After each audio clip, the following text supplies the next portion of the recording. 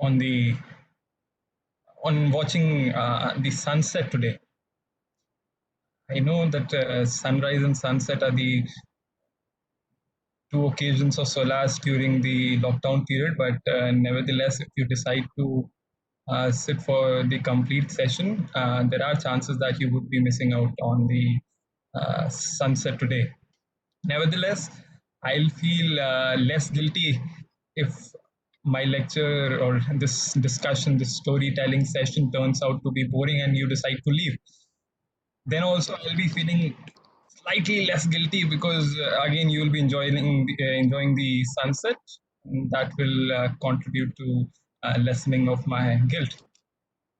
The second thing, a request would be that kindly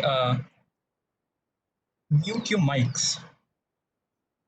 This is nothing to do with taking away the right under 19(1)(a), but the whole purpose of it is that not to stop the voice, but to stop the noise. We know that we are here, but a dog in the side lane may not know, a crow sitting on the window pane may not know, and there are some enthusiasts who, from last 1 month, the moment evening happens around 5:30, they come out of their houses holding the spoons, the plates, the conches in their hand. So they don't know that this is happening. And again, the last thing, not to forget that we are not in classroom, not in the courts, but we are in the jurisdiction of our homes, of our mothers. So there may be some request. I also anticipate within half an hour, a request will come to turn off the motor. So in any case, it will be requested that if we all turn our mics to mute so that the session goes on smoothly. And if there is anything you want to add, you're most welcome to turn on your mics anytime. And if you can turn on your cameras, nothing better than that, because we are not very much habitual to this kind of discussion. Right now, I'm feeling I'm talking to the screen of my laptop, a blank screen, or maybe the table thing. And although it has been 1 month, but we are not much habitual to this kind of sessions.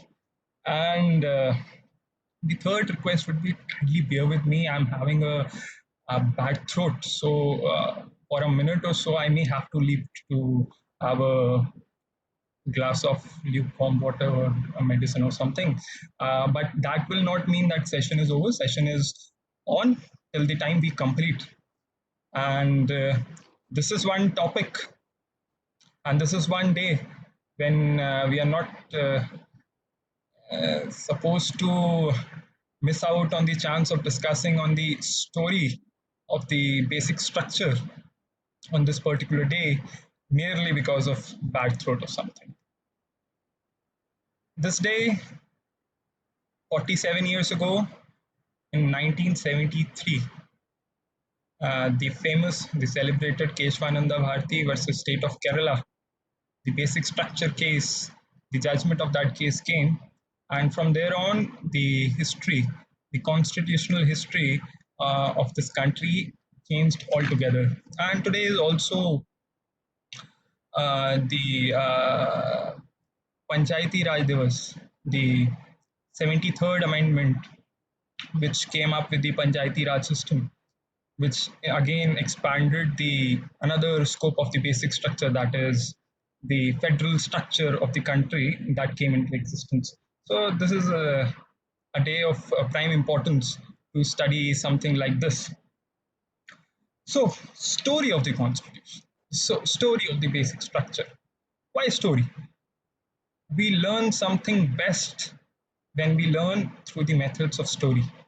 This is an experiment which I personally have been trying for more than a year, and always my teachers have tried to, all the good teachers from whom I have learned, have tried to adopt this method, and this has proved to be very effective. So, law is nothing but the stories of events, stories of the state as to how the events turn out to be. And in the Indic culture also we had the concepts of Purana, Itihasa, whereby some character building values, the ethics, the laws, these are all passed through the methods of stories. It may be Ramayana or Mahabharata. These are all the classic examples of learning through stories. So today we would also learn through this method because learning through the methods of reading the statute book, it may make us a good lawyer, a good advocate, a good judge, but whether it would make us a good jurist, that is something which remains a question. Reading the bare text may make us propound a theory of constitutional morality, but without understanding the nuances of it, the repercussions of it, how society perceives it, maybe we may propound this constitutional morality theory, but we may compromise on the judicial morality. We may see that if four senior advocates come before us and say that it's an urgent matter that whether a journalist should be arrested or not, whether a journalist should get the immunity from arrest or not, whether there should be FIR, one FIR or multiple number of FIRs, and we tend to compromise on the morality principle. We tend to compromise on 10 urgent, 10 other most urgent matters and list this matter and hear it and give the orders. So basically, what is missing? That is what we need to understand in times to come and as a student of law. And the whole of the session, the whole of the journey of finding the story of the basic structure has been the story of finding the soul of the constitution. There is something which is so elemental, so basic, so to the core, which is beyond change, which is beyond amendments, which is beyond everything. It's transcendental. That is the story of the basic structure. So when Constituent Assembly sat, Dr. Ambedkar said that Article 32 is the soul of the Constitution. But whether it's the soul in actuality or a mere rhetoric. So when we discuss it with our professor, Professor E.P. Singh, he says that who said 32 cannot be suspended? Except Justice H.R. Khanna in a minority opinion in ADM Jabalpur. Even the 44th Amendment didn't immunize the suspension of 32. Even after 44th Amendment, under Article 358, 32 can be suspended with a very positivist approach to the law. So 32 cannot be the soul of the Constitution. Then someone said, no, preamble is the basic structure, the soul of the Constitution. Or in Golaknath, they said that the fundamental rights are the soul of the Constitution. They are beyond change, beyond amendment. Then came Keshwananda Bharati with the concept of basic structure. He said basic structure is the soul of the Constitution. That is beyond amendment. That cannot be changed. Then time passed. Even Keshwananda was the legislature tried to overrule Keshwananda with the 42nd Amendment. They tried to bring 368 clause 4, 368 clause 5. They said Parliament can amend anything. So they stepped beyond Keshwananda. So basic structure was also gone. Then again it was revived through Minerva Mills and 44th Amendment and all. Then in the year 2006, we came up with another expression, the basic identity of the Constitution, M. Nagaraj. Then in the recent times, in our law school days only, in 2017, 18, 19, through the judgments like Puttaswamy, Navtej Johar, Joseph Shine, there came another concept. That concept was constitutional morality. So finding the soul of the Constitution, what is the soul of the Constitution, which is beyond change? That is the whole journey which we would try to understand this thing. And in the Indic text also there comes finding the soul. So there comes a text, a very small text, Drig Drishya Viveka, the difference between the seer and the seen. So they say the proposition is finding the soul. They say, what is soul? What we see cannot be soul. So eyes perceive objects. Objects may be large, objects may be small, objects may be blue, yellow, anything, gross, subtle. So objects are not beyond change. They are subject to change. So they are not so. Eyes are constant when they see the object. So are eyes the soul? No. Even eyes undergo change. There are n number of eye ailments. You have cataract. You have myopia, and n number of other things. So eyes also go under change. No, then brain should be the soul because brain is changeless. But brain also goes under change. It's nothing but a chemical reactions which go on in the brain, and brain also goes under change. No, then mind should be the soul because we perceive the brain through the mind, the antakarana, manna, buddhi, chitta, ahankar. So this antakarana, this mind should be the soul. But where is the mind when we sleep? So even mind undergoes change. So what is that? So they say which is changeless, which is the core of everything, but changes not. With the approach of neti neti, not this, but which is changeless. That is the soul. And that is the soul for the constitution also, which is beyond change, which is beyond amendments, which is the core of everything.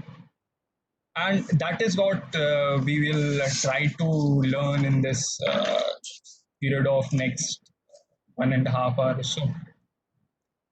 So, constitution, as Professor Allen says, that it's a continuous dialogue between the framers of the constitution and uh, and the generations to come. It's a constant dialogue. So, dialogue means everything is changing.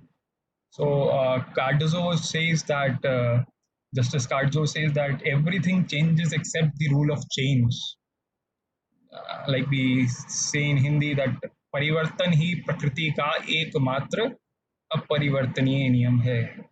Everything changes, but the law of change always remains. It is unchangeable. But what is that which remains constant? Constitution cannot remain constant, and constitution should not remain constant because once constitution is constant, then growth will stop. So, what are the methods to change the constitution? One is the formal method, another is the informal method. Informal method may be through judicial interpretation. We saw Menaka Gandhi. We saw a number of other cases whereby the expansion of the laws. We saw Unni Krishnan. We saw Moini Jain, whereby right to education was made the fundamental right. So through the informal ways, the judicial interpretation by which we change the substance of the constitution. Another is the formal way. Formal way is through the amendment procedure. So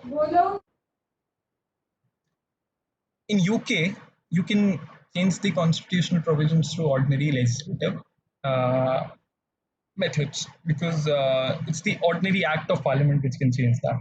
There is no distinction between the constituent process and the legislative process. There is another method which is followed in Scotland. That is the method of referendum, going to the public.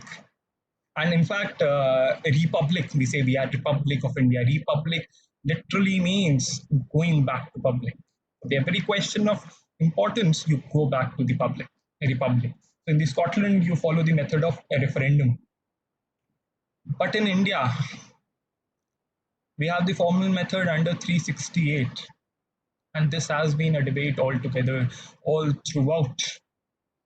And the story of the amendments in India has been centered around primarily one concept, as my professor, Professor AP Singh, used to say that rights are born with property and rights die with property. So this was the right of property around which the amendment procedure, the basic structure debate always revolved. And in the later half, precisely after Keshwananda, it was centered around power, the power of the basically power and the amalgamation with the ambition of some people, including the then Prime Minister Mrs. Gandhi. So we'll study that. Before diving into the stories, we should have a basic idea about the constitutional provisions which we would be referring in this phase. First, Article 19(1)(f). As of today, it doesn't stand after 44th Amendment. But before 44th Amendment, it was a right to acquire, hold, and dispose of property. Then Article 31, again, it doesn't exist anymore as Article 31. It contained that none should be deprived of property except by the authority of law. 31 contained the what we call the theory of eminent domain, and it said that state cannot acquire property except for the public purpose and on the payment of compensation. This word compensation also was a subject of scrutiny, judicial scrutiny, for a long period of time. Another is Article 13, very important. I need not reiterate and go into the nuances of Article 13 because we presume that being a student of the constitutional law, we know something about Article 13. So, what is relevant for this particular session is that Article 13 says no law which violates any provision of Part 3 of the Constitution is valid. That law will be declared void. So any law which is inconsistent with the Part 3 of the Constitution shall be void. Now the word used here is law, and again we'll go for n number of debates where the advocates and even the judges will say whether an amendment under 368 is a law or not. So it's a debate we'll see. Another is Article 32, right to approach the court. So it is Article 32 read with Article 13, which provide us the concept of judicial review as held in Minerva Mills case. Another important provision is 368 per se amendment. 368, the marginal note of 368 before 24th Amendment stood as procedure to amend the Constitution. There was no power. After 24th Amendment, the word power was added. So before 24th Amendment, it was the procedure to amend the Constitution. So it provides that the Constitution can be amended by the two-third majority present and voting in the House of the Parliament. Then there are certain categories of areas whereby if you want amendment in those particular areas, uh, which which are related to adding something in the Schedule 7, relating to the center-state relationship, relating to the judiciary. So these certain provisions, these can be amended only firstly by two-third majority and ratification by at least half states, 1/2 states. And that ratification has to be not a special majority but a simple majority. So states have to pass it by 1/2 majority. And there are some amendments which are of slightly lower gravity, which do not require even two-third majority. So these are the legislative amendments within the Constitution. For example, the salaries of the president, vice president, and the governors, etc. So these are not the constitutional amendments, though the amendments to the constitution, but these are considered to be the legislative amendments. So these amendments can be brought merely by 1/2 majority.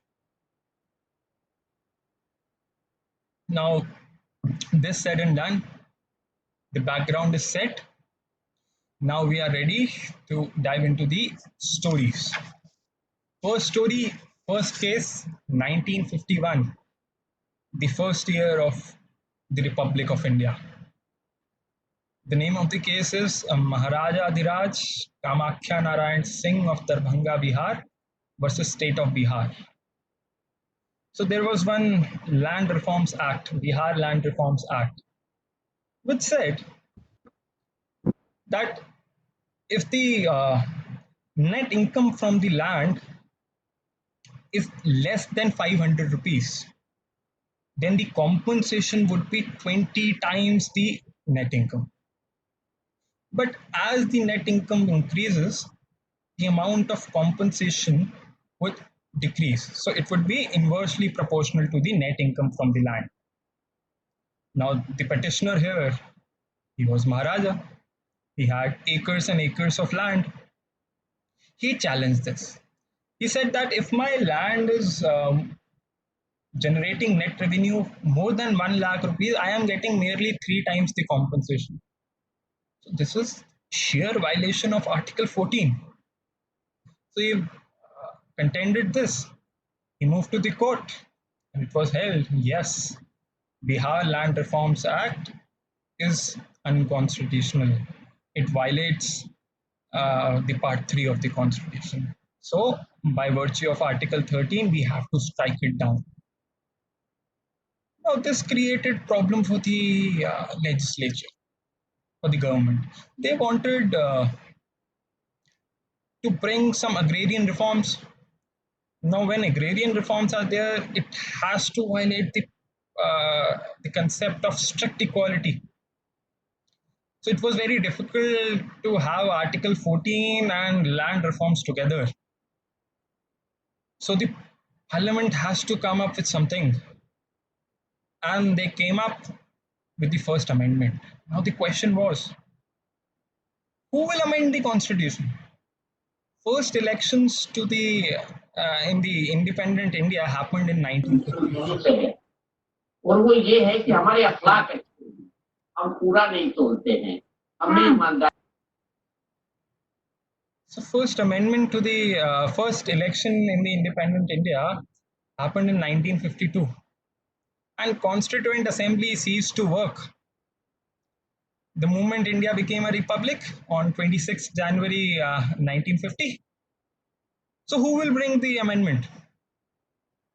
Now, that Constituent Assembly was working in dual capacity. In one half of the day, it was the Parliament for India, the Central Legislative Assembly for India, and for another half of the day, it was the Constituent Assembly. So the initial character, which was the legislative character of the assembly, still continued. So it was the Constituent Assembly of India which continued as the Parliament of India, as the interim Parliament of India. So they brought the first amendment. They brought 3 things primarily related to the land thing and other things also. So first they brought the 9th schedule to the constitution. They said 9th schedule is a protective shield. You put any act in the 9th schedule and that act will be immune from the judicial scrutiny. Another thing they brought was Article 31A, which says that no law providing for the acquisition of land, even if it is violative of Part 3 of the Constitution, shall not be void. So, anything which is related to land acquisition will not have to meet the criteria of Part 3 of the Constitution. And the third was Article 31B, which gave power to Schedule 9. So it was the provision which gives spirit to Schedule 9. It said that nothing put in the Schedule 9 shall be subject to judicial scrutiny, and it shall be only the competent legislature which will be able to repeal it or amend it. Now, there was another thing also which was brought in under the First Amendment to the Constitution, and that was Article 15.4. So 15.4 provided for the special protective discrimination in the education institutions.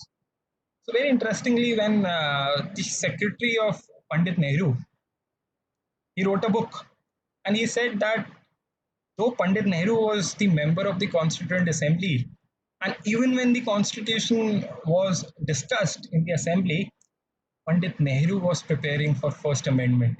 He knew that my voice may not be heard in the Constituent Assembly, but once the Assembly is converted into the Parliament, and I am the interim Prime Minister over there, I shall bring the amendment to the Constitution and bring forward certain features in the Constitution which I propose now.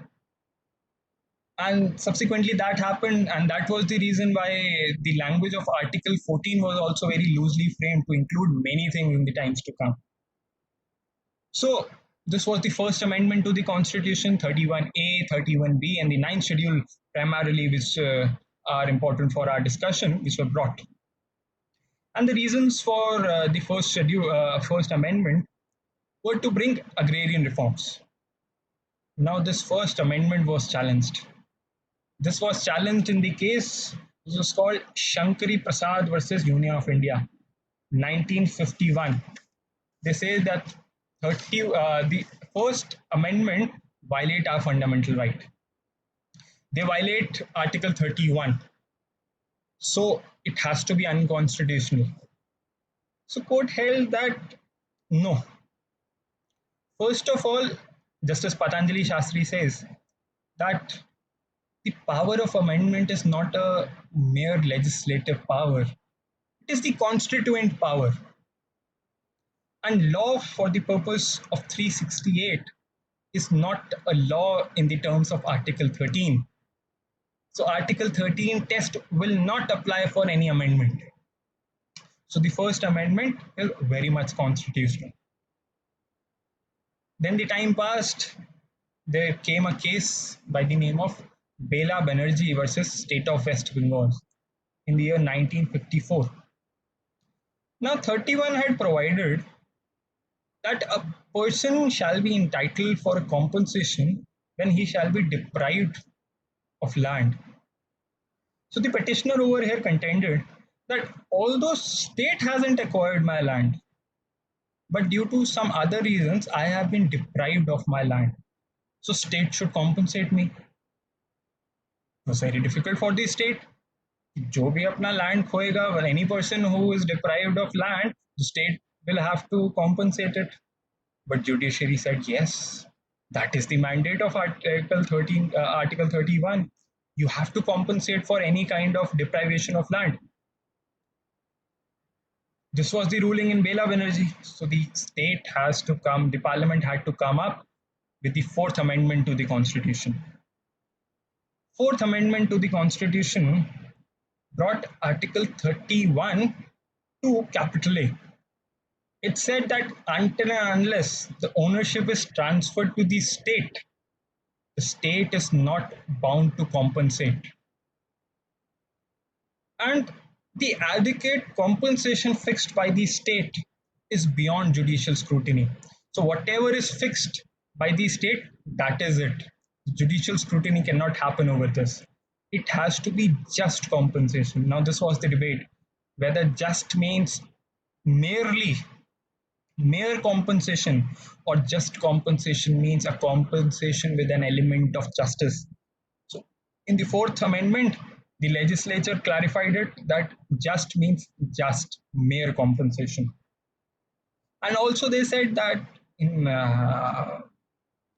A.K. Gopalan, the judiciary interpreted that it is the procedure established by law and not the due process of law. So whatever we say is the law. Judiciary has nothing to do with judiciary cannot go into examining the amount of compensation or the just compensation. This went well, and there came the 17th Amendment. 17th Amendment was related to Ryotwaris. They said whether the state can acquire all kinds of lands or specific kind of land. So, in one of the case arising out of Kerala, the court had held that Ryotwaris are not estates, so state cannot acquire that. State came up with the 17th Amendment. They said even wasteland, forest land, agricultural land, any kind of land, the state can acquire. This was challenged in the case, a very famous case, Sajjan Singh versus State of Rajasthan, 1965.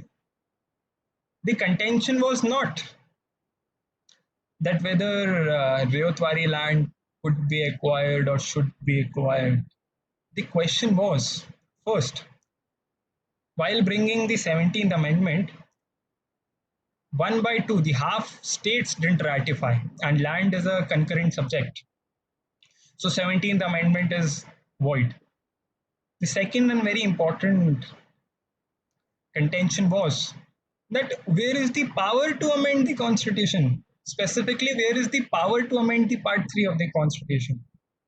368 merely talks about the procedure to amend the constitution, but where is the power? So this was contended in Sajjan Singh. A 5-judge bench was constituted. Majority opinion rejected the contention. They said apply the doctrine of pith and substance. Whenever the center-state relationship or any statute being brought by either the center or by the states is into the question, there comes into play a doctrine called doctrine of pith and substance, which I believe we read it in previous semesters. So they say apply the doctrine of pith and substance. The second thing was they said that fundamental rights can be amended by 368. Because had it been any other law, it would have been subject to Article 13 test. But when we amend Part 3 of the Constitution, it doesn't have to pass the test of Article 13. Why?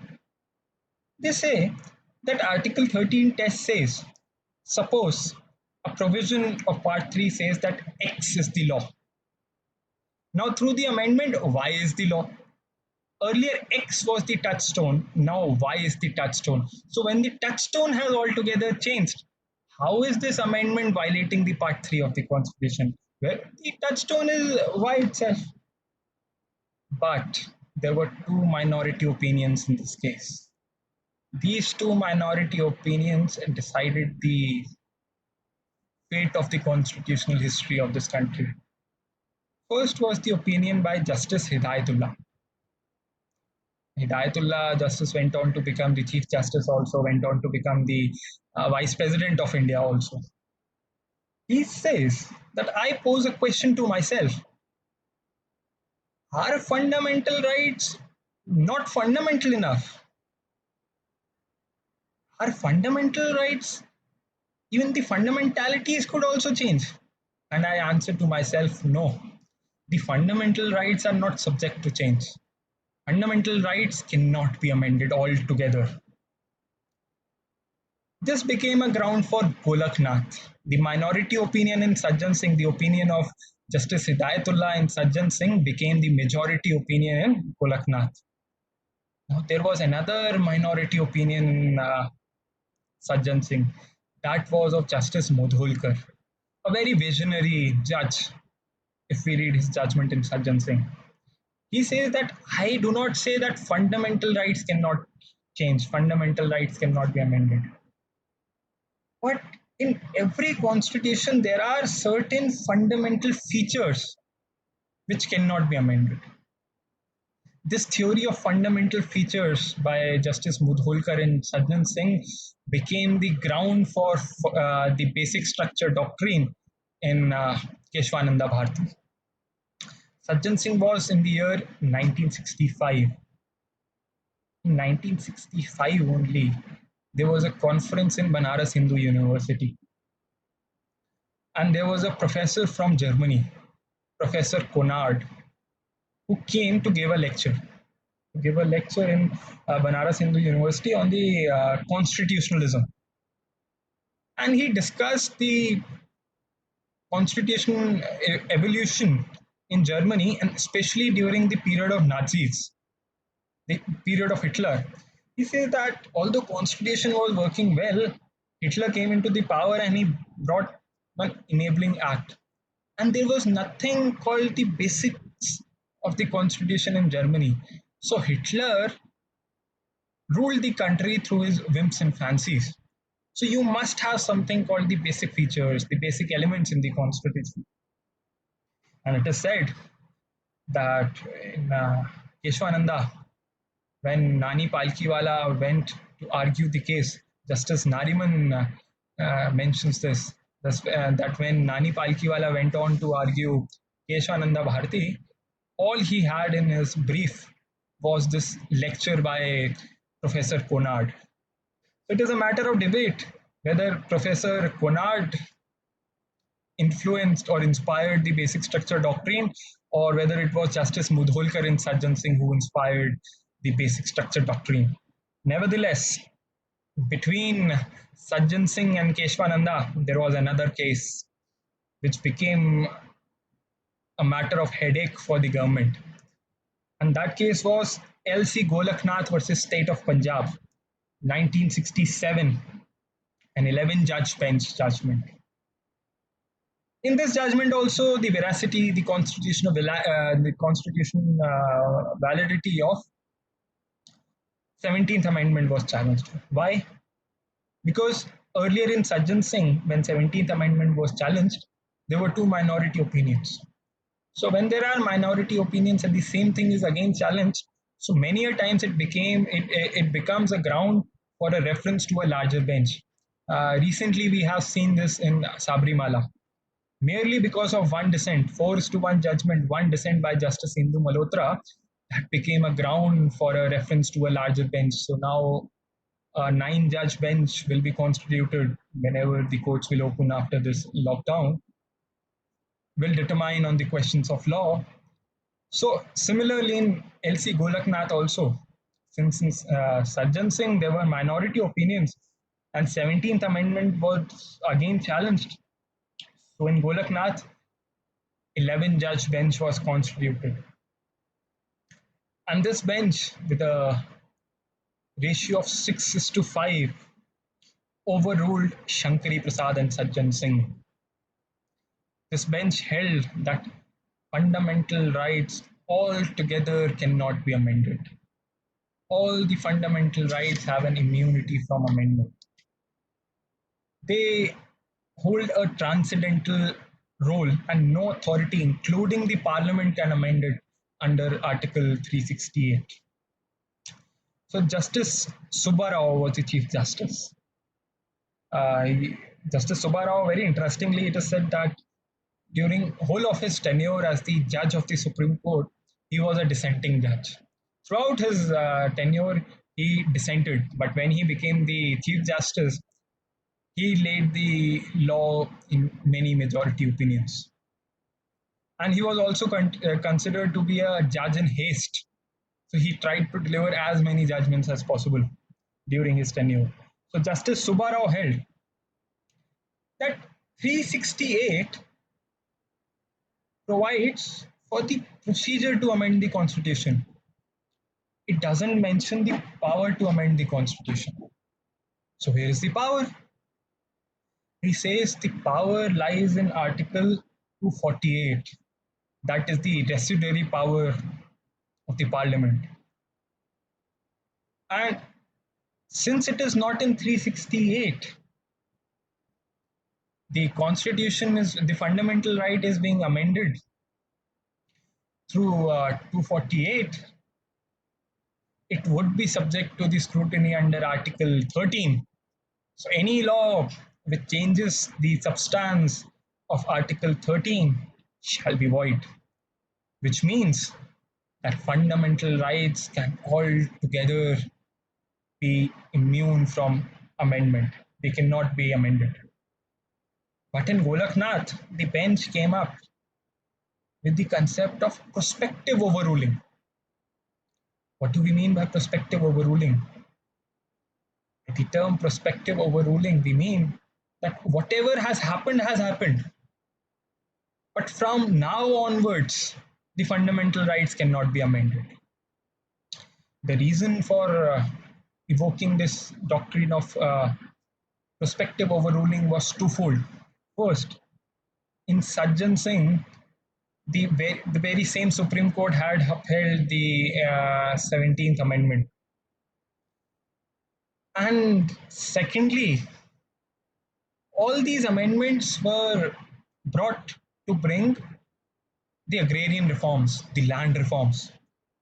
So if it would have been the retrospective overruling, it would have created a chaos in the country, especially relating to the land rights. So they came up with the prospective overruling concept. Now it was 6-5, so there were dissents also. So dissent was the first and primary dissent. If the fundamental rights cannot be amended, the constitution would become static. It would not grow. And constitution is a dynamic concept, is a growing concept. How can you make it a static concept? The second argument was that 368 in itself has the inherent powers. The third was there is a difference between the constitutional amendment and the legislative amendment. So you cannot say that any amendment brought to the constitution is a normal legislative amendment. And they say that Article 13 doesn't include 368, but nevertheless, the ratio was the fundamental rights are unamendable. They cannot be amended. Now, government was very dissatisfied with it. The government cannot bring any amendment to the fundamental rights. So they tried every means possible to overrule this position through the methods of amendments, through the methods of getting the favorable judges elevated to the Supreme Court. There is one very interesting anecdote. There was a judge, Justice S.N. Dwivedi. He was elevated to the Supreme Court. And as the practice goes, that whenever a judge leaves from his high court for taking the oath in the Supreme Court, he gets a farewell. So, in his farewell speech in the High Court, he says that I am going to the Supreme Court to overrule Golaknath. And the government desperately wanted to overrule Golaknath. So in 1971, they brought up the 24th Amendment to neutralize the effect of Golaknath. By virtue of 24th Amendment, first of all, they said, change the marginal note of 368. Now, 368 is not merely procedure to amend the constitution. It is power and procedure to amend the constitution. This was the first change. Another was bring 368 clause 3, which says that it won't be prevented by the effect of Article 13. And also bring a change in Article 13. It says that nothing in 368 would be subject to Article 13. And it also brought that once a constitutional amendment is passed by both the houses of the parliament, the president is bound to sign it. The president cannot return it, which is unlikely in the normal legislature and legislation of any other kind. And there was another 25th Amendment, which says that Article 31(2), which had the word compensation, it should be changed from compensation to amount. Because compensation has inherently, it has the concept of justice, an element of justice in it. But amount means a mechanically fixed amount. It need not be having, it need not have an element of justice to it. It need not have an element of just, fair, and equitable. And they brought another amendment, that was addition of Article 31 capital C. Very interesting. A part of 31C still survives. So 31C had two parts. 31C part 1, it says that any law which tries to enforce any provision of DPSP shall not be bound by Article 14, 19, and 31. So 14, 19, and 31 won't apply to any law which is made to give effect to any of the DPSPs. And the second part, which was ultimately repealed, declared unconstitutional, that was that if the parliament says that we are bringing this particular law to enforce the DPSPs, yes, Vinayak, in Minerva Mills it was declared unconstitutional. So the part 2 was the 31C, the second part was that if the parliament says that we are bringing this particular law to give force to DPSPs, then that particular law shall not be subject to judicial review. So this virtually made the fundamental rights subservient to the DPSPs. And there was another amendment, the 29th Amendment to the Constitution. 29th Amendment to the Constitution, it brought two Land Reforms Act of Kerala into the Schedule 9 of the Constitution. Now this Amendment 24th, 25th Amendment, and 29th Amendment, these became the subject of challenge in the case, the landmark case known as Keshwananda Bharti versus State of Kerala, AIR 1973, SC 1461. Now, these amendments were challenged.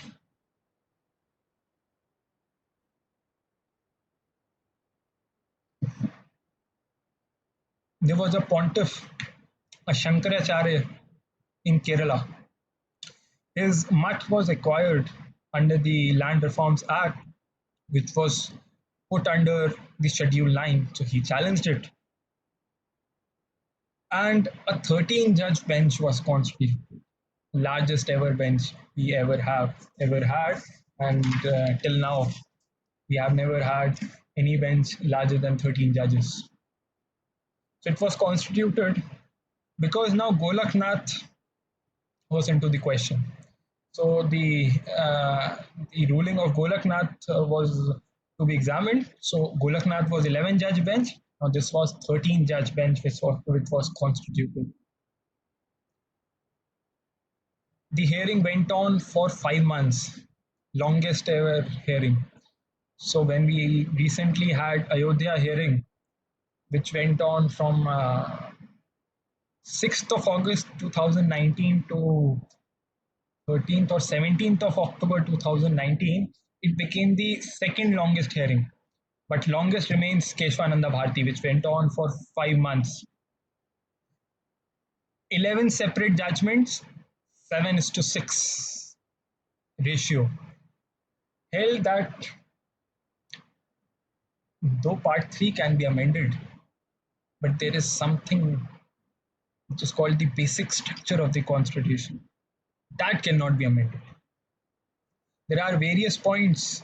It's a very huge judgment. Although we have an opportunity during this lockdown period all the time to go through the judgment, but nevertheless, we'll just skim through the major points of it. First of all, it says that power to amend lies within Article 368. It is difficult to believe that the Constituent Assembly would have put a power as large as the power to amend the constitution under the residuary powers. And it says that there is a distinction between the ordinary law and the constitutional law. The constitutional law, the constitutional amendment can amend the constitution. But there are certain basic or fundamental features to the constitution which cannot be amended. So, what are these features? It may be related to the independence of judiciary. It may be related to the federal character, the republic, and the government, democratic form of the government. So Justice Sikri, who was the Chief Justice at that time, he laid down a list that these all form the basic structure of the Constitution. Although this list is not an exhaustive list.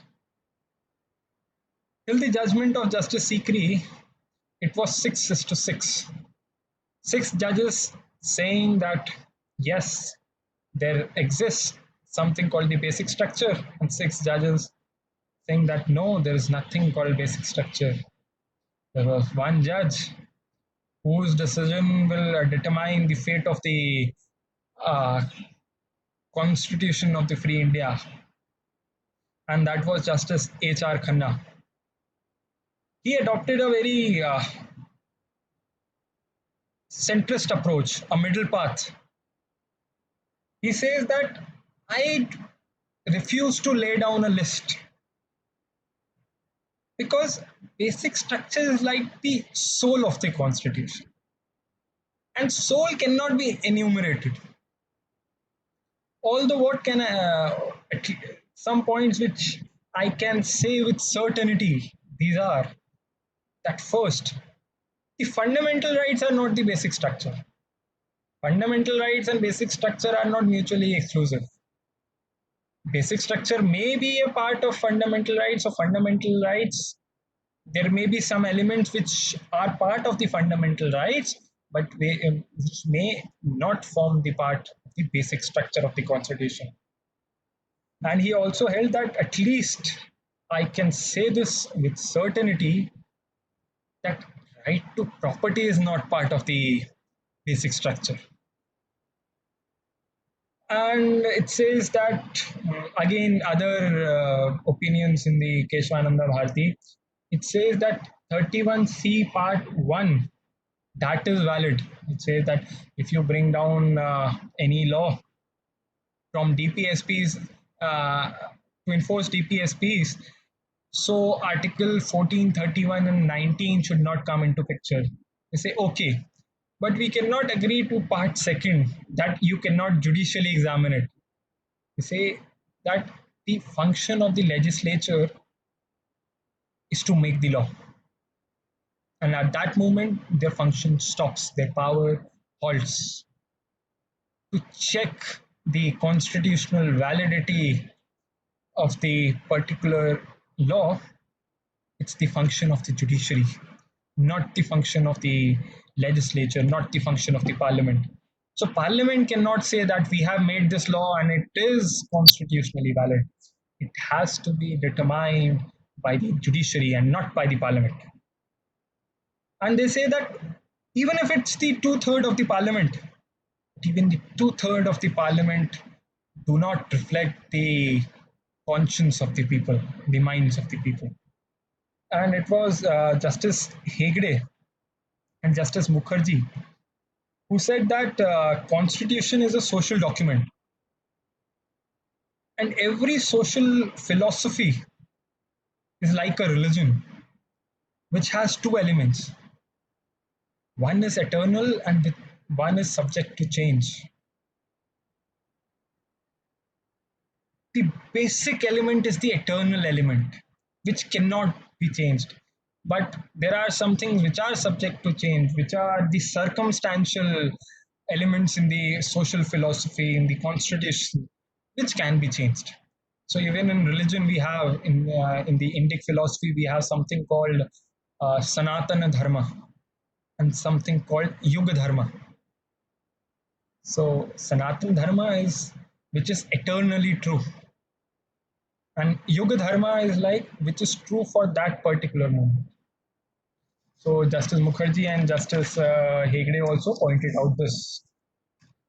Now the principle was laid down on this particular day, on this very day, 24th of April in the year 1973. The principle of basic structure doctrine was laid down, but test was remaining. The waters were to be tested. The principle was there, but what is the practicability of that principle that was to be tested? And as Swami Vivekananda says, that any principle, if it is non-practicable, then its cost, its worth is no more than the cost of the sheet of paper on which you write it. So now was the time to test the validity, the practicability of this basic structure test. And now we move on from property being the center of the basic structure to power being the center of the basic structure. It was the year 1975.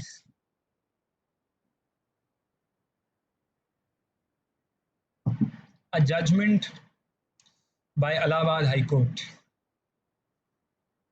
So the facts of the case were that in the year 1971, India went under general elections. The Prime Minister at that time, Indira Gandhi, Mrs. Gandhi, contested from Rai Bareli. Her opponent was a person by the name Raj Narayan.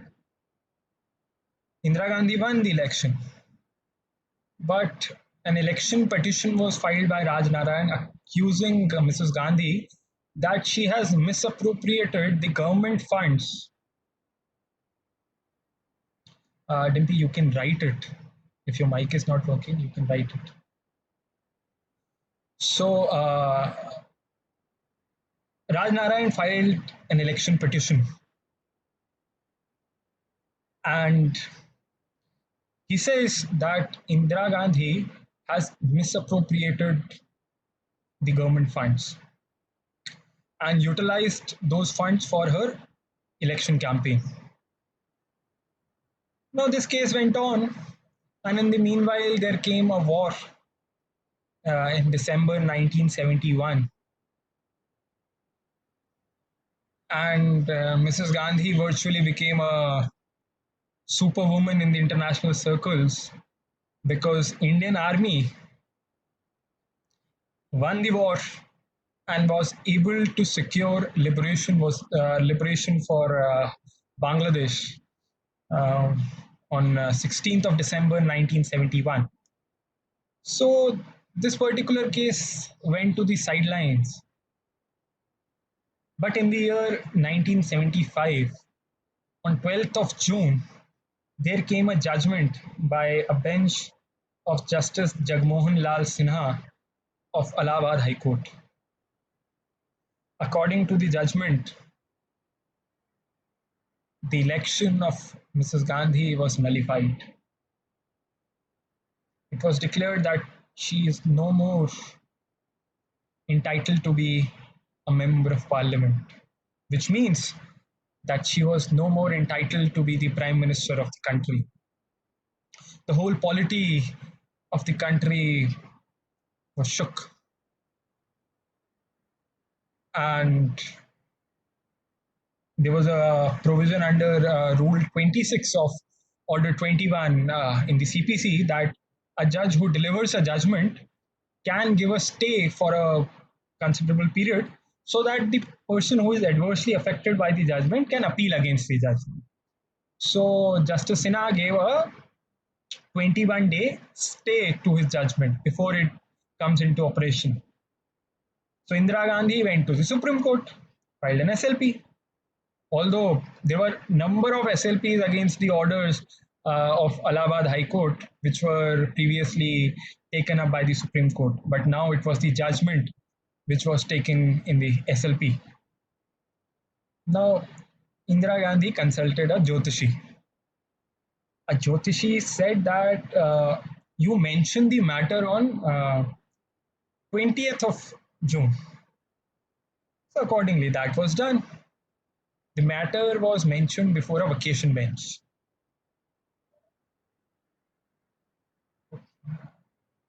Just why wasn't 368, 3 and 13.4 held invalid in Keshwananda Bharti case? Both held the constitutional valid. There was no need of it because in Keshwananda Bharti, they didn't say that whole of the part 3 is immune. Neither did they say that whole of the part 3 can be amended. They say that something is there which cannot be amended.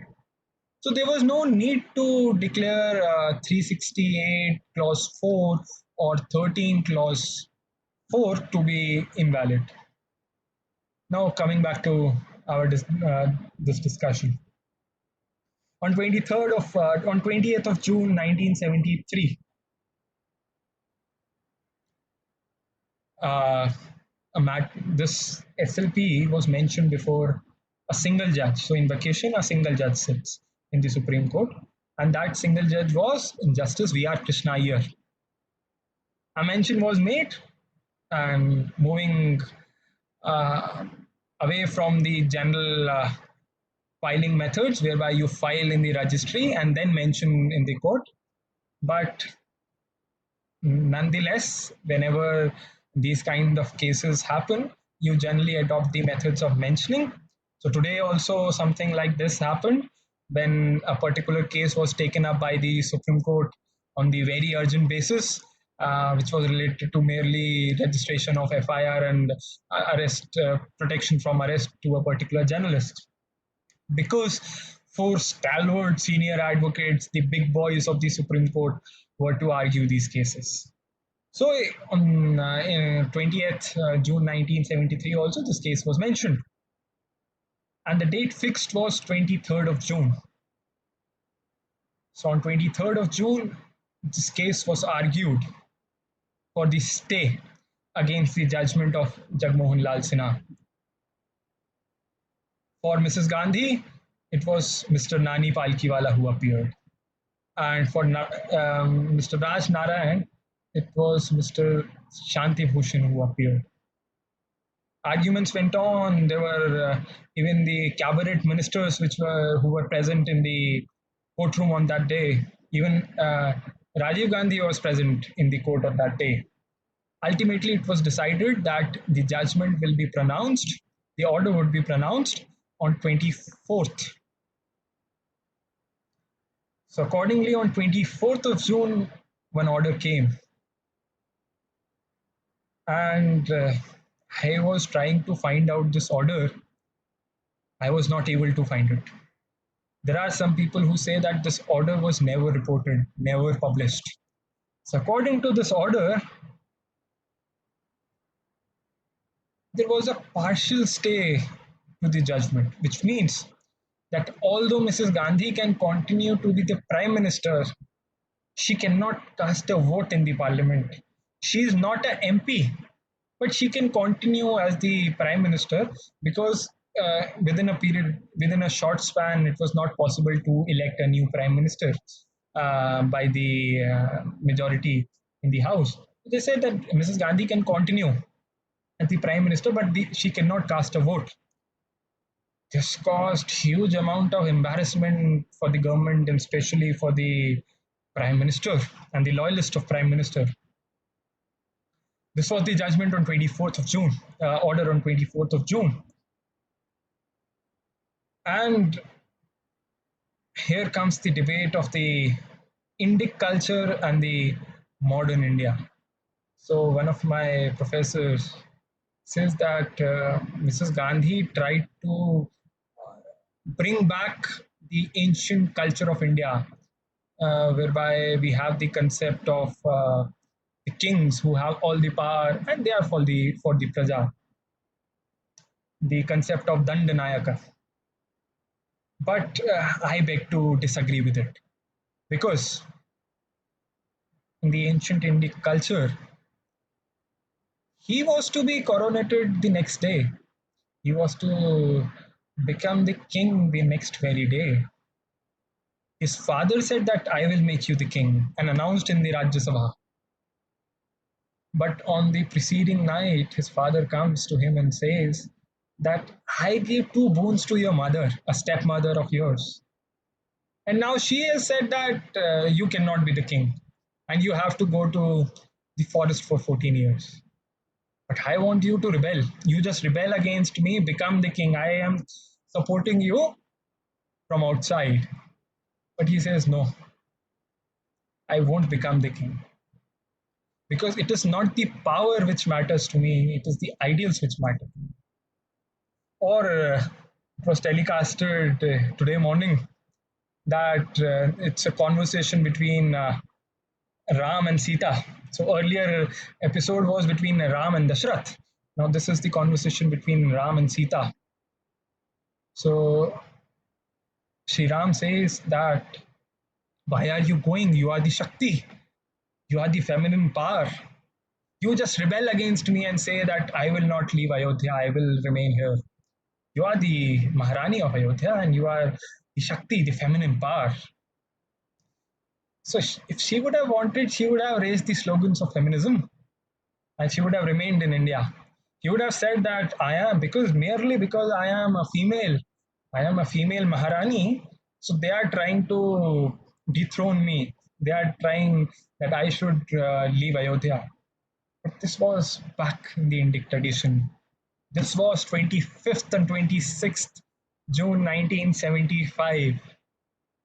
Prime Minister Indira Gandhi wrote a letter to President Fakhruddin Ali Ahmed saying that the situation in the country is going worse.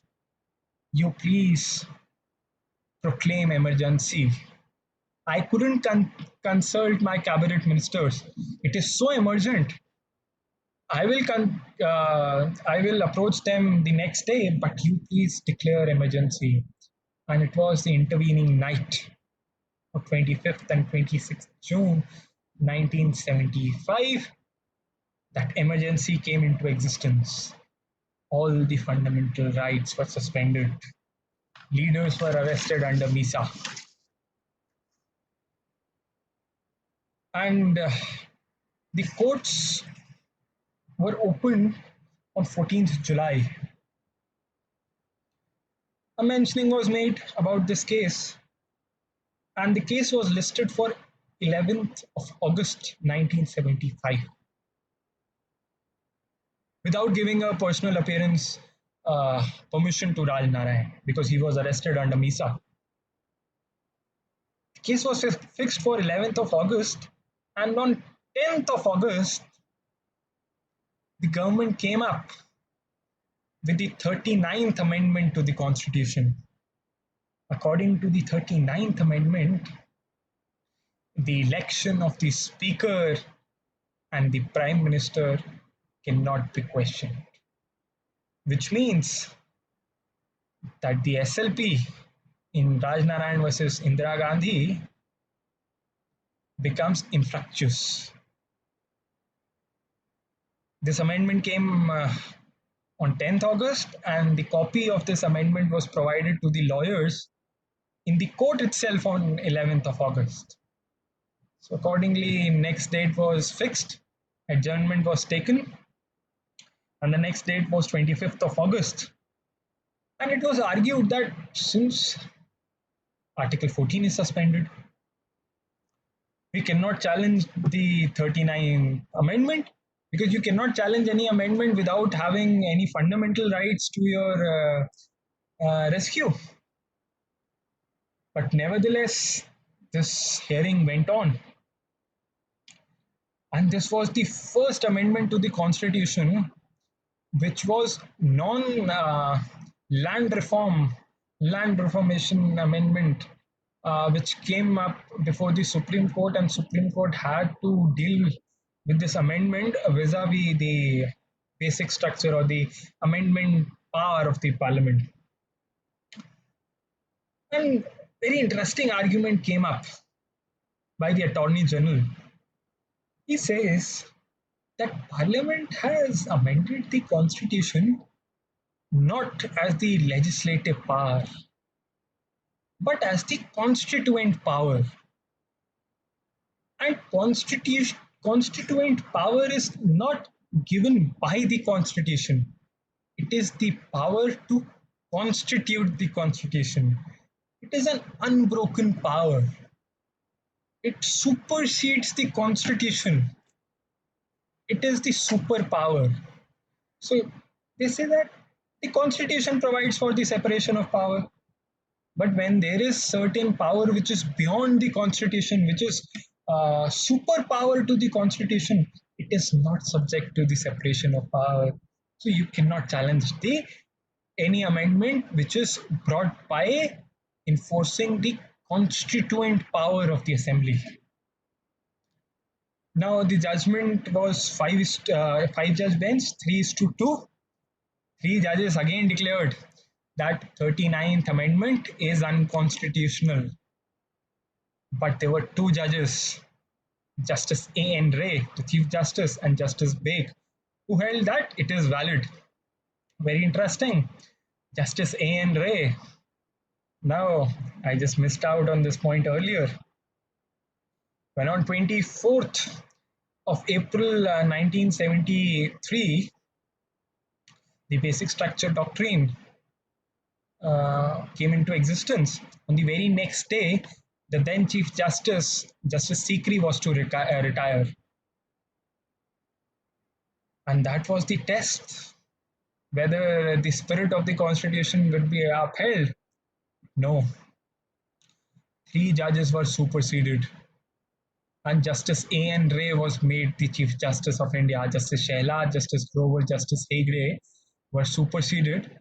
And Justice A. N. Ray was made the Chief Justice of India. And a very interesting anecdote comes where Daftari, senior advocate Daftari, says in the floor of the parliament, he says that what is to be amused of it? The boy who wrote the best essay won the prize. So in the bank nationalization case, there was only one dissent, and that dissent was in favor of the government. That dissent was by Justice A. N. Ray. So he says that he wrote a best essay in favor of the government, and he has been awarded for it. So coming back to the 39th Amendment, three judges holding that no, 39th Amendment is bad in law, it's unconstitutional. But two judges, Justice A. N. Ray and Justice Baig. Justice Baig later went on to supersede one judge and become the Chief Justice, held that these 39th Amendment is constitutional. But this was not enough. Another case within a month's span, very interesting case, a very a case which is generally not discussed, especially in the books of constitutional law.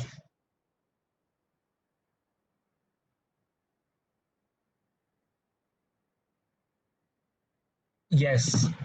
So there's one person, Akshat, who says that if I didn't accept the post, someone else would have accepted, been offered it. Yes, it was the case. So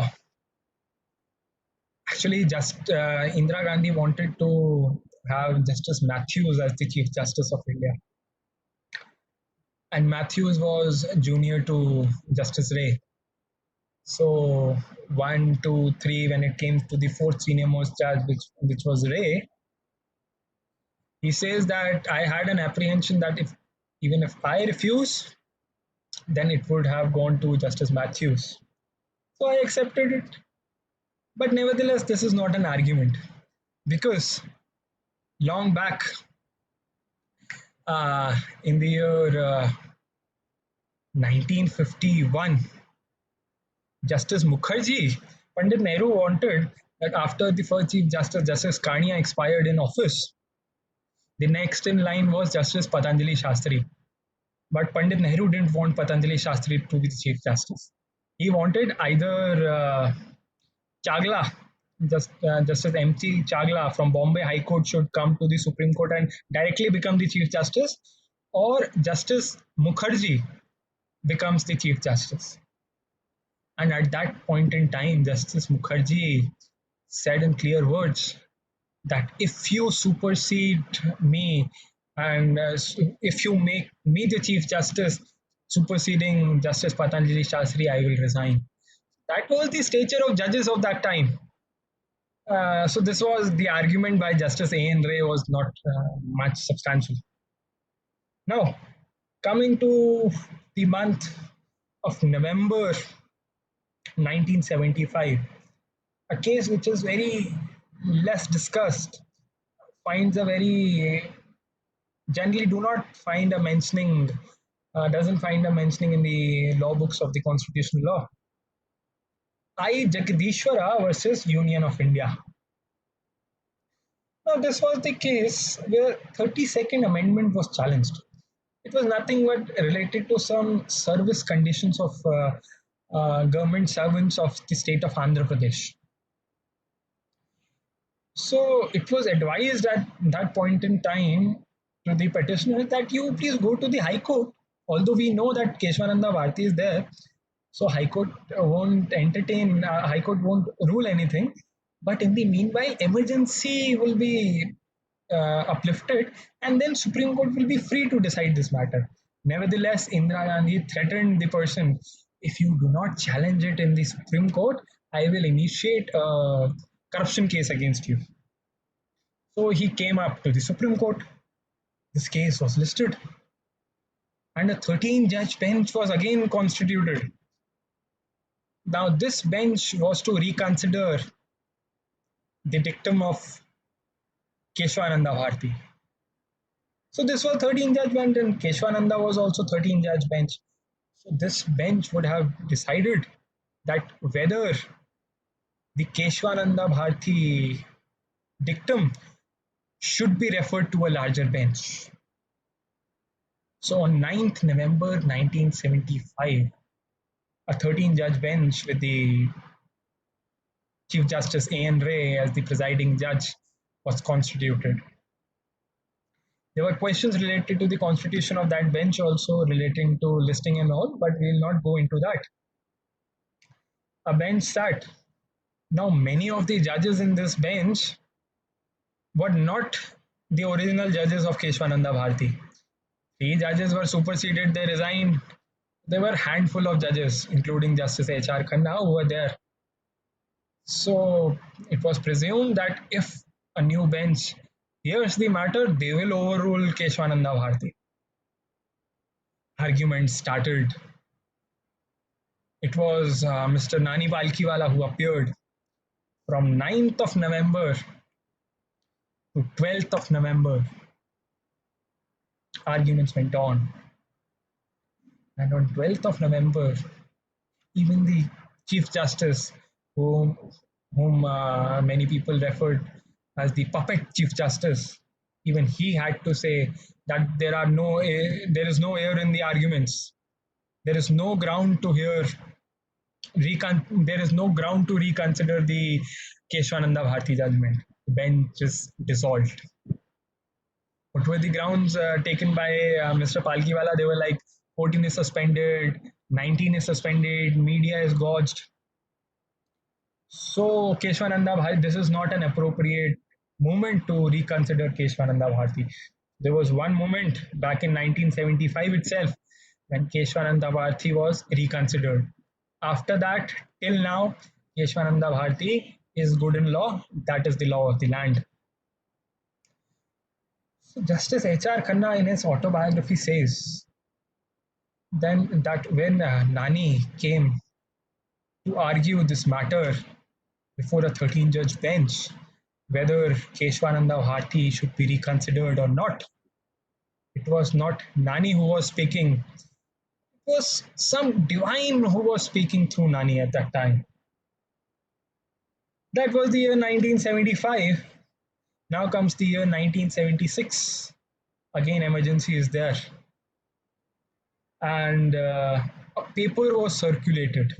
So people who attended today morning's constitution class, so we were discussing with AP Singh sir about this paper. Nani Palkhiwala mentions this paper in his book, We the People. on page number 117 or 119. Now, this paper mentioned certain amendments. It says that there would be a superior council of judiciary, which means there would be a council comprising of the prime minister, of the law minister, six representatives, nominated representatives of the prime minister and the president, and the chief justice of India, and two Supreme Court judges, and two High Court chief justices.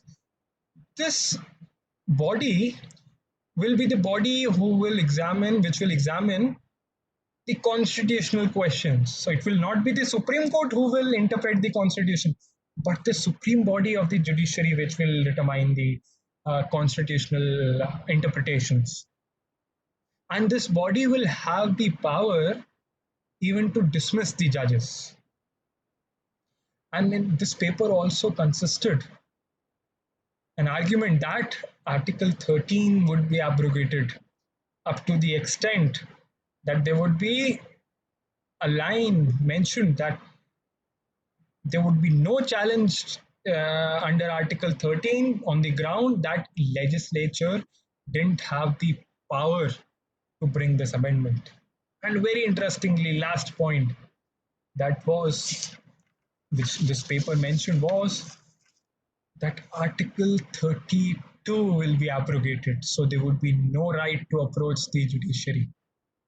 Nevertheless, this paper was never brought as a bill, never substantiated, but this was the air in the movement of 1976. And this was the year which brings us to the case, very famous case, ADM Jabalpur versus Shivkant Shukla.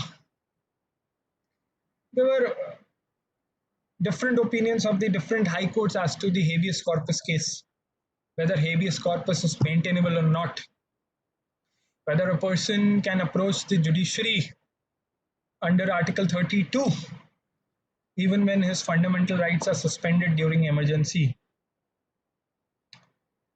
Now, this was a question. Nani Palkiwala said, this is a very simple question of law. Why are you calling me from Bombay to argue this case? And at that point in time, there was no privilege of online hearing. So why should I come to Delhi, especially to argue this case? This is a very simple case. It is very obvious that judiciary will rule that no fundamental right to approach the court cannot be suspended. This was the presumption. But that was not the case. A 5-judge bench was constituted. 5 judges, all of whom were to become the chief justices. Justice A.N. Ray, the sitting chief justice. Justice H.R. Khanna, who was to be the next chief justice. Justice M.H. Beg, Justice Y.V. Chandrachud, and Justice P.N. Bhagwati. So this was the 5-judge bench which was constituted to give a decision on this. And it held with 4:1 that when fundamental rights are suspended, you cannot even approach the court. You do not have any right under 32 to approach the court, and you do not even have right to life. But of course, this was the time when there was one case in Maharashtra where the Advocate General of Maharashtra argued in the Bombay High Court that right to food comes from right to life, and right to life is suspended during emergency. So even if we keep a prisoner hungry, if we do not provide him food, even then he cannot challenge this in the court of law because his right to life is also suspended. This was the general perception of that time in the judiciary, in the legal circles. But there was one dissent in ADM Jabalpur. That was Justice H.R. Khanna. And before writing this judgment, this anecdote comes in his autobiography, Neither Roses Nor Thorns. He was in Rishikesh with his family during Baisakhi holidays. and he said to his sister, Santosh, this judgment will cost me my chief justiceship. I may lose my chief justiceship. Nevertheless, he gave that judgment, the famous dissent of ADM Jabalpur. He said, as long as there is a constitution, it doesn't matter whether there is emergency or not, but as long as there is constitution, right to approach the judiciary is there. And even if there is no constitution, right to life is still there. Because it is not the constitution which gives the right to life. All the constitution does is to recognize the right to life. It doesn't confer the right to life. Right to life is a right which a man inherits by the virtue of being a human. Nobody, no constitution, no court of law, no government, no parliament can take this take this right from any person.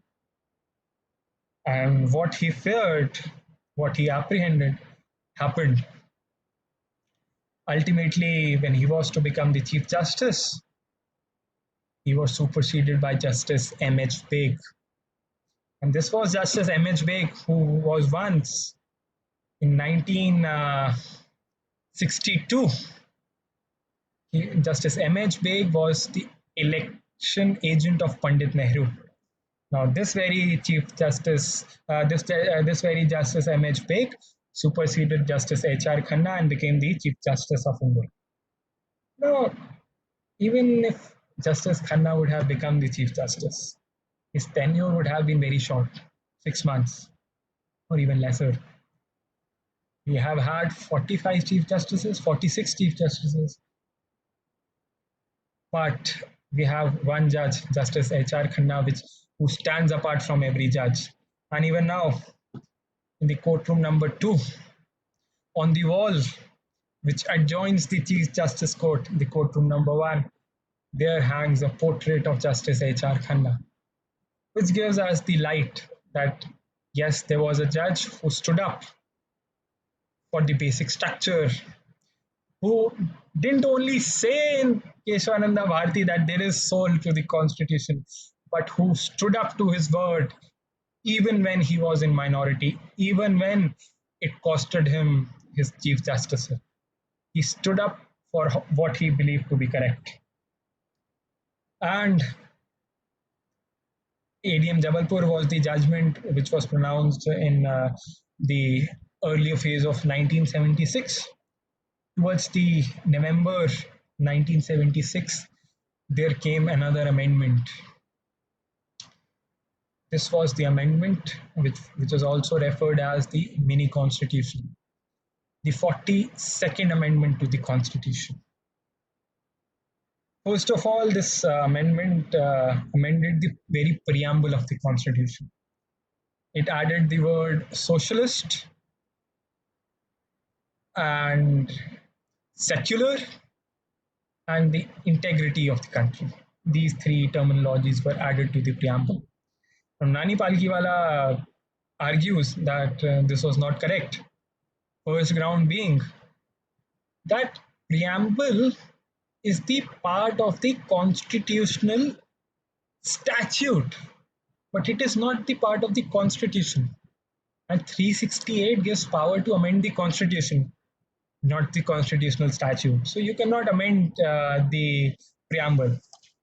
Secondly, he says that you have added word socialism. Socialism would do more bad than good. The addition of word socialism would add ambiguity to the constitution. And you have said we are the socialist democracy. In the world preview, socialism and democracy are not going hand in hand. Two prime examples, China and USSR.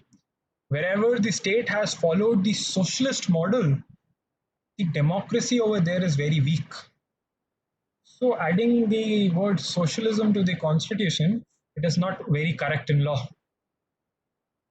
Another thing which was added was integrity and secularism. So Nani Palkiwala argues that it would serve nothing much to the spirit of the constitution, nothing much to the content of the preamble, because those who know the rhyme and rhythm of the constitution, rhyme and rhythm of the preamble, know the beauty of the constitution. They do not need these terminologies of secularism and integrity to be enumerated, to be explicitly mentioned in the preamble. But this being the preambilic part, another major change, another major amendment was brought by way of 42nd Amendment, and that was addition of clause 4 and clause 5 to Article 368.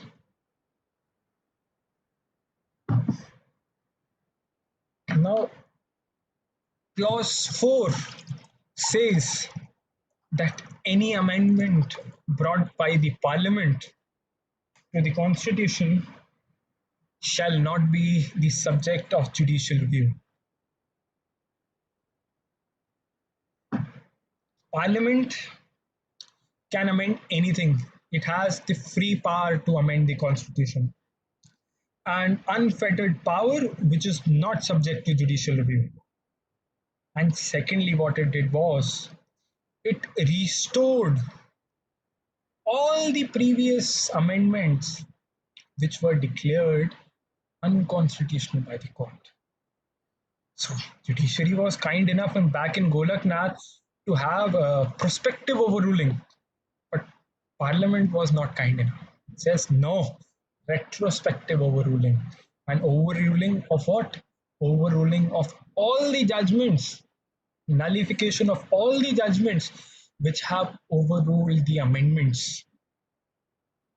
And law minister at that point in time, Gokhale, he says that there exists nothing called basic structure, and it is the supremacy of the parliament. Parliament is supreme. So we are free to bring all the laws. And this was done. Now, emergency was not long sustained. In March 1977, finally, it had to meet its fate. Even the Prime Minister, Indira Gandhi, lost her seat. Her son, Sanjay Gandhi, lost his seat. And Janata Party came into power. And finally, they came up with the 44th Amendment, which tried to nullify most of the aspects, many aspects, not most, but yeah, many aspects of 42nd Amendment. And what they did was that they repealed 19(1)(f) and Article 31. The initial problem with the right of property, they said repeal it altogether. They repealed it and took it from Part 3 to Article 300 capital A. So now right to property was not merely, it was not a fundamental right anymore, it became a constitutional right. But again, 42nd Amendment had done many wrongs, many problems were there. So there came a case by the name of Minerva Mills versus Union of India, 1980. It was a case related to the nationalization of a silk mill, and it was challenged. It was said that under 368, 42nd Amendment, under Clause 4, 368, it cannot be challenged before the court of law. Initially, you held in Keshwananda Bharti that judicial review is the basic structure. By virtue of 42nd Amendment, the Parliament had overruled it. Now comes Minerva Mills, say that please re-establish that position, re-establish the fact that judicial review is the basic structure, that the Parliament cannot take away the power of judicial review from the judiciary. And it was held that the limited amending power in itself is the basic structure. Because the power is limited, it is the basic structure. You cannot give unfettered power. And power to amend the constitution doesn't mean power to destroy the constitution. As AP Singh sir also says that power to manage doesn't mean power to mismanage. So here also power to amend doesn't mean power to destroy. And they also said that judicial review is the basic structure of the constitution, and it nullified 364 clause 4. So now, although you find 364 clause 4 in your statute books, but there is a footnote to it which says that after Minerva Mills, it is not good in law. It is not valid. So any amendment brought under 368, it is subject to judicial review. No, but this was the case which was possible only because of the dictum of Keshwananda Bharati, the basic structure, and only because of the minority view in ADM Jabalpur, which gave the expansive definition of right to life, which gave the expansive definition of judicial review. You see, there was a judge, Justice Bhagwati. He was in the majority opinion in ADM Jabalpur. So he was the one who held that right to life is suspended during emergency. And he is the same judge who later came up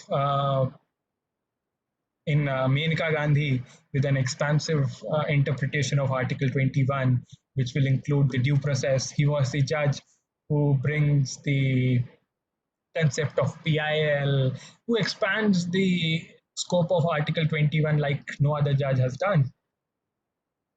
But this was possible for him only because there was Justice H.R. Khanna who gave a dissent, who gave a sense of guilt to other judges who were to come after him.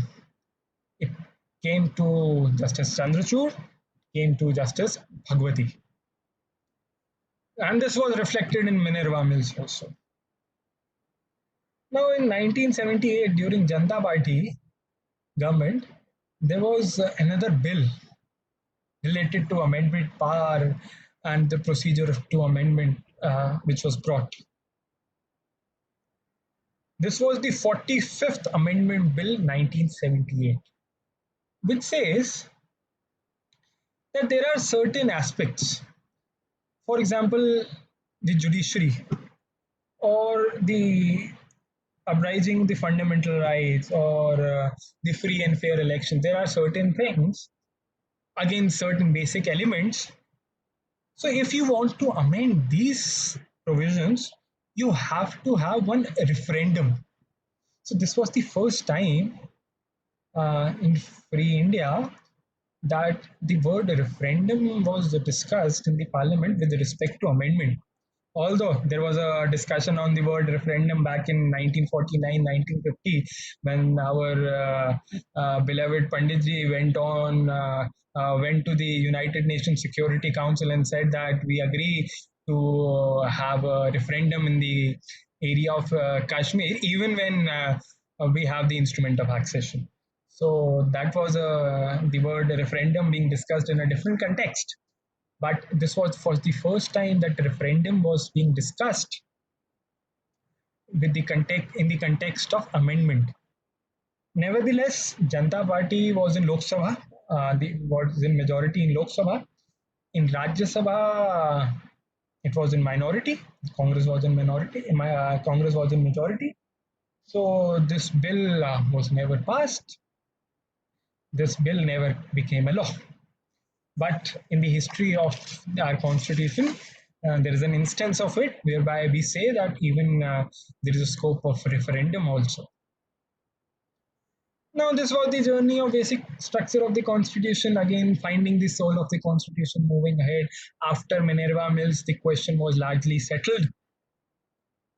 Then came, there were other provisions, for example, Schedule 9. So you say that Schedule 9 still exists. Schedule 9 says that you put it's a shield and you put any act, any law in the Schedule 9 and it will be immune from judicial review. So there came a case in the year 2007, I.R. Coelho versus State of Madras. which means Tamil Nadu. So it was held in that case that on 24th of April 1973 in Keshwananda Bharati, it was held that judicial review is the part of the basic structure. So any act, any legislation which has been put in the ninth schedule after 24th of April 1973, that act will be subject to judicial review. That will not have any immunity from judicial review, even when it has been put in Schedule 9. Nevertheless, though the gates of Schedule 9 were open in Ayer Coelho, the judiciary has not, or rarely, or I would say, has not ever stepped in the Schedule 9 to examine the veracity or the constitutional validity of any act which has been put in the ninth schedule. But the gate is open, and any day the judiciary may enter. Then there were again the evolution to this concept, finding the soul of the constitution, finding new terms to describe the soul of the constitution. So we have a case M. Nagraj in the year 2006. M. Nagraj coins a term called basic identity of the constitution. So this case was related to affirmative action, the protective discrimination, or what we call the policy of reservation. So in this case, there was a term, the basic identity of the constitution. Now, in the recent times, we have seen the evolution of another concept, which is the year 19 in the year 2017, 18, 19, through the cases Navtej Johar, Joseph Shine, Puttaswamy, Sabrimala, Shaira Bano. That is the concept of constitutional morality, the morality of the constitution. Again, a very abstract term, but it is being with the aim it is coined with the aim, the same very aim, to find the soul of the constitution. Where lies the soul of the constitution? So before concluding, there's a question which comes very often. I believe yesterday or day before yesterday also someone asked, Bhaiya, 31C, we find 31C is still in the statute book, the same very language, which says that any law which is brought to enforce DPSPs will be immune from the test of 14, 19, and 31. It's 31, not the golden triangle 21. So 14, 19, and 31. We find still in the statute books. How is it possible? Why is it not possible? 31C had two aspects. One is this enforcement of DPSPs. The second aspect was the bar on judicial review. So only the bar on judicial review has been set aside. This bringing of DPSPs into the scope of fundamental rights, or to enforce the DPSPs, is still valid. Now, if it violates 14 to an extent where judiciary believes that it has to be unconstitutional, the scope of judicial review is always there. And secondly, Nani Palkiwala beautifully tries to gives an answer, tries to give an answer to it. He says that basic difference between an authoritarian government and a democratic government is this: that former, the authoritarian government, tries to dominate and subordinates the human freedom in the name of DPSPs, in the name of uh, implementing the directive principles of state policy. While the latter, which means while the democratic government achieves the same objectives, which means the democratic government achieves the objectives of implementing the directive principles of state policy by the methods which respect the human freedom. So you may say it is something which is a blessing if the government is a humanitarian government, and it's a curse if the government is an authoritarian government. And we have seen the judiciary also trying to do something like this to enforce the DPSP. We have seen in the case of Unni Krishnan, in the case of Mohini Jain, where Supreme Court says that earlier it was the right to education was DPSPs. Now through the judge-made law, we are bringing those DPSPs into the scope of fundamental rights. So from now onwards, right to life from 1992, right to life includes right to education, bringing the DPSPs into the fold of fundamental rights. So it's a kind of blessing also. Nevertheless, the journey of constitution continues. Now this is the time that pandemic is there, so again constitution will have to evolve. Let's see what phase it takes, and with the constitution there would be an evolution to the basic structure, the basic element, the basic identity, the constitutional morality, but the soul will remain the same. And the quest to find the soul, the journey to find the soul will remain till the time we reach that goal. And they say, especially in the Indic tradition, that once you reach the goal, once you know the soul, you realize that it was always there, but it was we who were ignorant about it. So, nevertheless, this quest will go on, and this was the whole story of the basic structure of the constitution, or finding the soul of the constitution. Now we have almost completed 140 minutes or more than that, uh, 50, 60, around 2 hours we have completed. So we are open for questions. If you have any question, you are to pose, any comment, any addition, anything, you're free to say. You may unmute your mics. You may write it there.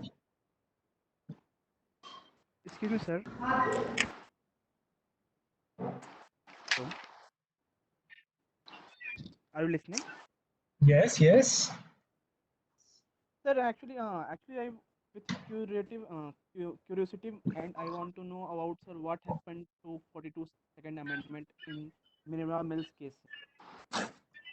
In Minerva Mills case, the aspect of clause 4 and clause 5 of 368, which were added through 42nd Amendment, that was challenged. So it was held that for the clause 4 and clause 5 are unconstitutional. The judicial review is the basic structure. So through 42nd Amendment, when the Parliament had tried to stop this, it is not valid. The judicial review will always remain. And one more, I want what you really escalated the whole narrative Just regarding try to hold the the mic closely. Your voice is sorry. Sir, actually, I want to first compliment that to give the good narrative of socio-political aspect with legal aspect. And I also want to know about the social political scenario after and during the Minerva Mills case. during. After 42 Second Amendment, because there is always chance that there is one pro government statement and one opposition in there. Sir. So we just tried to touch upon it. What happened after 42nd Amendment, after the fall of Indira Gandhi government, or after the emergency. So Morarji Desai government came. Morarji Desai remained as the prime minister for 1 year. Then Chaudhry Charan Singh government came. That also went on for 1 year. Again, Mrs. Gandhi came to power. So there was not much time to bring another socio-political narrative. Then altogether, Mrs. Gandhi remained for 4 years. Her son came to power.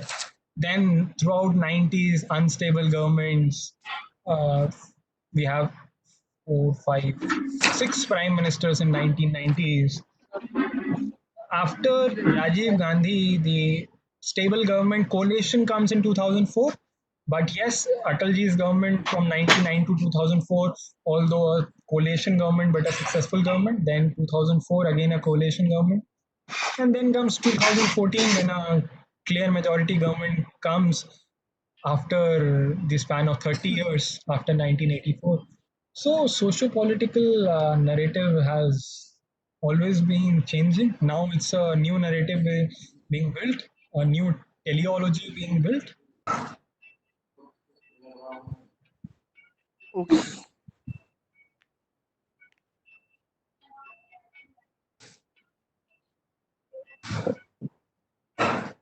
So, if you have anything, we can call it off a day. Sarthak has said that what legislation is this? I don't know which legislation you are talking about. What is constitutional morality? Even the judges who have propounded it are not clear as to what is constitutional morality. But the basic underlining thought behind it is that we all have different moralities through which we judge the criteria, through we judge the actions.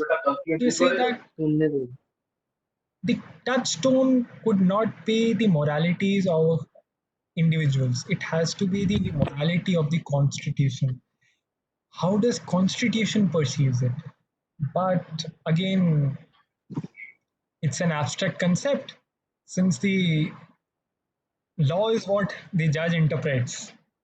So constitution is what a judge perceives. So constitutional morality for a particular judge may be one thing, and for another judge it may be another thing. It is the matter of jurymetrics, and a very interesting study if someone devotes his time to it. Autobiography, yes, neither roses nor thorns. That's it. We can call it off. Thank you, भैया. Thank you. Thank you, भैया. Thank you. Thank you.